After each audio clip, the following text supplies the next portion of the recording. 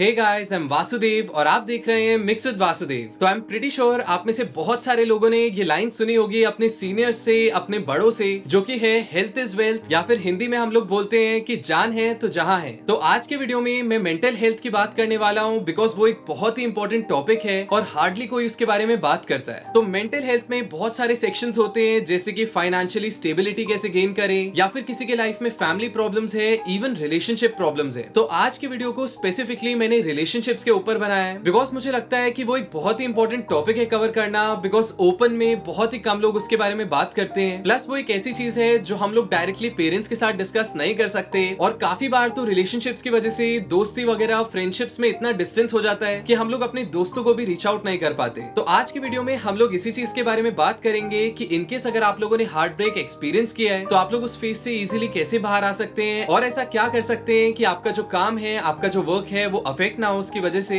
और इनफैक्ट जिन लोगों ने एक्सपीरियंस नहीं भी किया तो भी मैं कुछ ऐसी चीजों की बात करूंगा कि फ्यूचर में भी आपको श्योरिटी मिल जाए कि अगर आप लोग कुछ ऐसा एक्सपीरियंस करते हैं तो आप उनको कैसे इजीली ओवरकम कर सकते हैं। तो वीडियो को शुरू करने से पहले मुझे नीचे कमेंट्स में बताइए कि आप लोगों में से कितने लोग हैं ऐसे जिन्होंने अपनी लाइफ में हार्ट ब्रेक्स देखे हैं, बिकॉज उसमें कोई शर्मिंदा होने की बात नहीं है। There is nothing to be ashamed of. वो एक नॉर्मल सी बात है, एक पार्ट ऑफ लाइफ है। And you know, more power to all of you जिन लोगों ने भी वो स्टेज अपनी लाइफ में देखी है, या जो भी लोग उस स्टेज के थ्रू जा रहे हैं। आई होप आज का जो वीडियो है वो आप लोगों के लिए बेनिफिशियल हो और आप लोग कुछ ना कुछ इससे सीख के जाएं, जिसको आप इमीडिएटली अपनी लाइफ में इंप्लीमेंट कर सकते हैं। तो सबसे पहले अगर मैं अपने पर्सनल एक्सपीरियंस की बात करूं तो 12th क्लास से पहले मैं एक डिफरेंट फेज में था। मेरी लाइफ का एक अलग फेज था, और 12th क्लास के बाद एक अलग फेज आया रिलेटेड टू रिलेशनशिप्स। तो अगर मैं 12th क्लास से पहले की बात करूं तो जब भी मैंने ऐसा कुछ एक्सपीरियंस किया, जैसा कि हार्ट ब्रेक हो गया या फिर लड़ाई होना पार्टनर के साथ, तो उसकी वजह से खूब ज्यादा मेरी लाइफ में एंजाइटी कॉज होती थी, एंड इवन मैंने डिप्रेशन के भी बहुत सारे फेजेस देखे हैं। लेकिन अगर मैं 12th क्लास के बाद की बात करूं, या फिर स्पेशली जब मैंने ड्रॉप आउट किया कॉलेज उसकी बात करूं, क्योंकि इमीडिएटली 6 से 8 महीने के बाद मैंने फर्स्ट ईयर में ही अपने कॉलेज से ड्रॉप आउट कर लिया था। तो अगर मैं उस फेज के बाद बात करूं कि जब भी मैं डिस्ट्रैक्ट हुआ, बिकॉज ये ह्यूमन टेंडेंसी है, we all tend to get distracted, but जो चीज मैटर करती है वो ये है कि कितनी जल्दी आप लोग अपने ट्रैक पे वापस आ जाए। तो अगर मैं उस फेज की बात करूं तो तब ऐसी बहुत सारी डिस्ट्रैक्शंस एंड इवन कुछ रिलेशनशिप्स आई, लेकिन जब वो एंड हुई तो मुझे इतना बुरा नहीं लगा जितना कि पहले लगता था। तो जब मैं इस वीडियो के बारे में सोच रहा था तो थोड़ा सा मैंने एनालाइज किया, and what I observed was कि 12th क्लास से पहले मुझे इतना बुरा इसलिए लगता था बिकॉज जब मैं रिलेशनशिप में आता था उस इंसान को मैं सब कुछ मानता था और टॉप पे रखता था अपनी प्रायोरिटीज के। यानी कि आसान भाषा में मुझे पता नहीं था मुझे अपनी लाइफ में क्या करना है, और जो भी मैं स्टडीज कर रहा था वो डेफिनेटली मेरे को इंटरेस्ट नहीं करती थी। मैं पैशनेट नहीं था पढ़ाई को लेके, और मैं पढ़ाई भी कर रहा था तो वो सिर्फ म्यूजिक के लिए, ताकि मैं म्यूजिक कर पाऊं कॉलेज जाने के बाद। तो कहीं ना कहीं मेरे पास कोई एक फिक्स गोल या पर्पस नहीं था, और जो सारा डोपामिन रिलीज या जो भी केमिकल रिएक्शंस होते थे,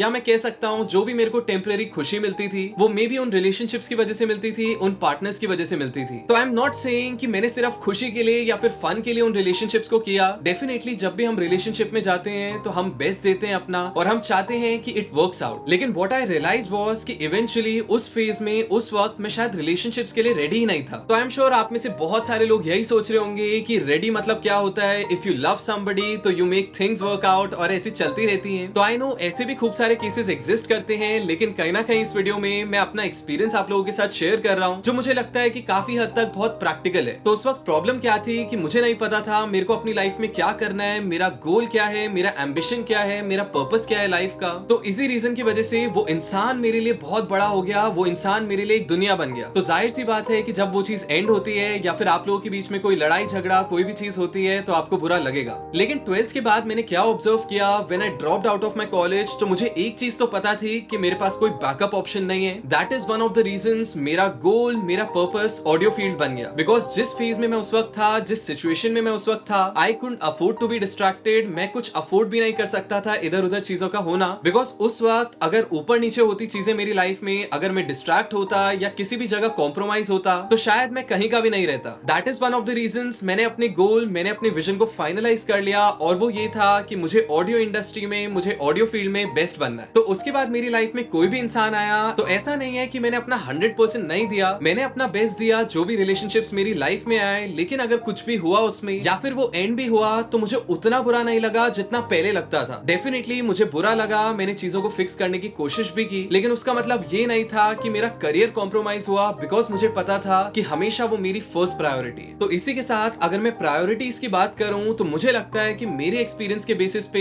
जहां पे मैंने इतने सारे फेजेस देखे हैं अपनी लाइफ में, कुछ रिलेशनशिप्स भी एक्सपीरियंस की हैं, तो मुझे लगता है कि आपके प्रायोरिटी चार्ट में फर्स्ट पोजीशन पे, टॉप पे हमेशा आपका पर्पस या आपका गोल होना चाहिए, followed by your family, almighty and your partner. Because कहीं ना कहीं अगर आप लोगों ने अपनी लाइफ में अपना पर्पस ढूंढ लिया, अपना गोल ढूंढ लिया कि आपको क्या करना है अपनी जिंदगी में, तो अगर आप किसी भी रिलेशनशिप में आते हैं तो डेफिनेटली आपका इंटेंशन होना चाहिए कि मेरे को उस इंसान के साथ शादी करनी है, ना कि जस्ट गर्लफ्रेंड बॉयफ्रेंड का रिलेशनशिप हो गया। बिकॉज अगर आपको लाइफ में फन करना है, थ्रिल करना है, तो रिलेशनशिप्स उस चीज के लिए नहीं बने हैं। जिंदगी में और भी ऐसी बहुत सारी चीजें हैं जो आप ट्राई आउट कर सकते हो, लेकिन रिलेशनशिप में तभी आना जब आपका इंटेंशन है सामने वाले से शादी करना एंड यू आर प्रिपेयर्ड कि इनकेस अगर आप लोग मैरी करते हैं, इनकेस अगर आप लोग शादी करते हैं तो आप लोग साथ रह पाएंगे। तो इन दी एंड मैं बस यही कहना चाहूंगा कि ये सारी बातें जो भी मैंने की हैं ये आउट ऑफ माय एक्सपीरियंस है। तो ऐसा नहीं है किसी भी चीज को ब्लाइंडली फॉलो करना चाहिए, but if something works out for you then definitely आपको उस चीज को अपनाना चाहिए। बिकॉज मुझे बहुत बुरा लगता है कि मेरे सामने अगर कोई सफर कर रहा है और मेरे को अगर उस चीज का सोल्यूशन पता है तो मेरा बहुत मन करता है उस चीज को डिस्कस करने का, क्योंकि लास्ट 3 से 4 सालों से मैं पढ़ा रहा हूँ एंड इवन मेरे जो स्टूडेंट्स हैं वो ऐसी भी प्रॉब्लम्स मेरे साथ डिस्कस करते हैं। तो शायद मेरे पास काफी सारे लोगों का एक्सपीरियंस है जो कलेक्ट हो गया है, बीट फैमिली का प्रेशर, कोई भी XYZ इशू हो गया, हेल्थ से रिलेटेड हो गया, स्पेशली मेंटल हेल्थ से। तो मुझे कमेंट्स में जरूर बताना